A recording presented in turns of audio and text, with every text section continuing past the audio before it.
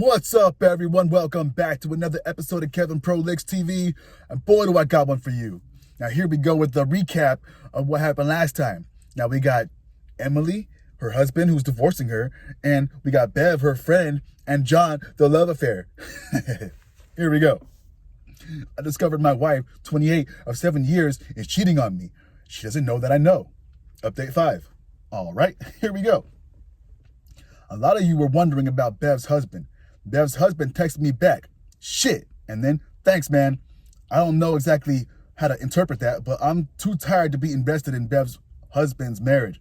I told him about his wife being a piece of shit. What he does with that is on him. Good luck, buddy. Oh, this is all fake. Just fine, block me and ignore me. Go play Reddit Batman someplace else. Emily's mom texted me using Emily's phone. She wants me to unblock her. I ignored it. Several hours later, she asked me again and promised not to bring up Emily if I would unblock her. I unblocked mother-in-law's number. I texted her and told her I was still alive, had no plans to change that status, and that I will unblock her later on so we can talk. I told her in no uncertain terms that I only want to chat about me or her, but not Emily. I told her I need a break from all of this and I'll unblock her later, but to be patient. I'll contact her again. Emily tried a perfunctory, I'm sorry you're hurt text, which wasn't very comforting. Hints from her text and the fact that her mom is using her phone to text me indicate to me that she's at her parents' house now. There was a long silence of several hours, and finally Emily texted me to check my email. Went to my spam folder, and there it is. As before, I obfuscated the text and writing because I don't want her to do a text search on the internet and find my posts. So yeah, the email she wrote didn't have these misspellings. She has autocorrect and spell check like everyone else. Sorry for the annoying spelling. You grammar Nazis are now the victims of my paranoia. Also, I'm making comments in the email too like before because I'm no contact and this is therapy for me. Here we go. Hi, name. I keep thinking about how this can't be real. It can't just be over. How can you just shut me out like this? Like I was nothing to you. It's killing me. Yeah, that's the idea, Emily. It sucks when you get abandoned by the one you love, huh? I don't even know how to start this because my mind is racing and nothing makes sense. I know I don't deserve a response, but please, just read this. Please don't delete it. I just need you to hear me. I talked with my dad and my something's husband. My SIL's husband, whatever that means. I told them how I messed up. They said I was stupid, and they're right. I told them about how I never loved John, and I always loved you, and they laughed and told me that it doesn't matter at all. I felt so stupid. I know you're done with me. I know I don't get to ask anything from you, but don't I at least deserve to explain, to look you in the eyes and tell you how sorry I am, to tell you I never stopped loving you? You think you know everything, but you don't. Yes, I fucked up. I betrayed you in a way that I can't take back, but it wasn't because I didn't love you. Wow, really? I need you to know that it was never what you think it was. It wasn't about love. It wasn't even about sex. I was pressured and felt obligated. Okay, pause. What? Go to the police. Anyway, he says in quotes, oh yeah, let me just shave my privates, wear some $700 underwear, and try a piece on down to the expensive bouquet hotel for a nice raping. Help, police. For real.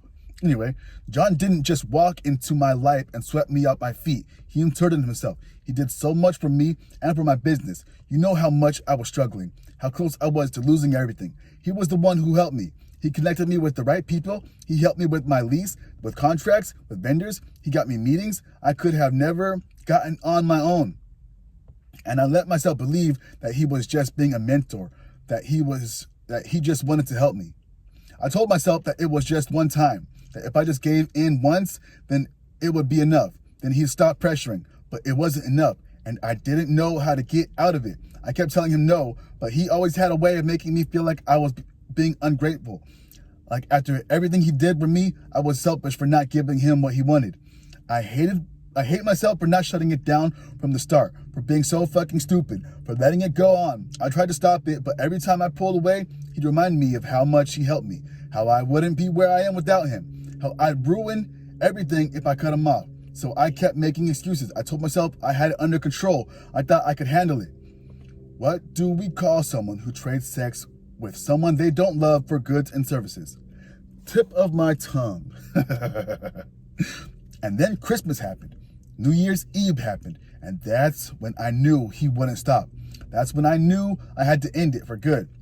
I did end it, but by then it was all fucked up. Everything was fucked up. I knew I had to tell you. I wanted to tell you. I knew that the second I told you that you'd never look at me the same way again, that it would be ruined, and I couldn't handle it.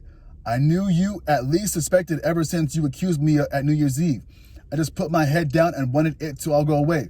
So I kept putting it off and telling myself I'd find the right time, but there was never a right time, and now I've lost you anyway. I can't stop thinking about Charleston. Do you remember that stupid little bed and breakfast where we hated the coffee and we spent half an hour at the gas station just so you could get a normal cup of coffee, and we sat outside that little seafood shack by the water eating fried shrimp and laughing at the seagulls trying to steal our food, and you were acting like a knight with your funny British voice protecting my food and making me laugh? Yeah, I love that weekend. Remember when you didn't fuck other guys? That was the swell time too. I didn't expect anything. I don't expect you to take me back. But I also can't believe that you would just walk away without even talking to me. After everything, don't we deserve that much? I'll sign whatever you want. I'll give you whatever you want. But please, don't just disappear. Don't pretend like I never mattered, because I know I did. She'll sign? That smells like a trap. I love you so much. I always have. And I'm terrified that I'll never get the chance to tell you that in person again. I love you too, but I need you to get out of my life for both of our sakes. Please, Emily. I reread my comments and I sounded like a heartless bastard. I'm just tired, I guess. No mention of John's credit card. No mention of how the affair wasn't fun for her anymore. No mention of how she wasn't supposed to be handling me. This is what they call trickle truth, huh? Because a lot of this sounds like the Emily I know, to be honest. Maybe there's some truth to it, but she's downplaying her role in it all. It's like this was all happening to her and she wasn't an active participant. I mean, I feel sorry that she lost control or whatever, but it's not like she didn't have a choice. She chose to sleep with the guy because she felt obligated. He did her favors. Doesn't that mean she's a prostitute? Sounds like I was prescient in naming her affair partner John. Here, I thought it was just 4 letters that were easy to type on a keyboard, but it turns out to be a role.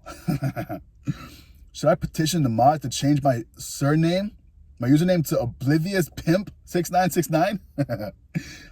I do want to know what you all think about it, but I'm telling you right now, it doesn't make a difference ultimately. She's trying to change the narrative to the point where we're both victims instead of just me, and I think that's just shitty.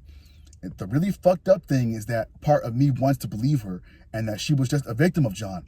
But the problem is that doesn't change the fact that she slept with him for almost a year. If I forgive that, then what am I? Just sign the papers, Emily, and let's move on from this. Can't you do that for me, please? You're young, you're beautiful, you don't have any kids, you are a successful business owner, and you have a whole wardrobe of fancy designer clothes courtesy of your sugar daddy. You're killing it at life. Go live it somewhere the fuck away from me. End. Woo! Hey, yo, I don't know if it's going to be the end of his saga, but damn, bro. I hope you can make it out of this. I hope she signed those papers. I hope she mans up or womans up to what she did. Probably won't. And I hope you get out of this in a way that's beneficial to you and both of you, probably. Anyway, this has been another episode of Kevin Prolix TV. Make sure you like, comment, subscribe, and share. And I'll see you on the next one.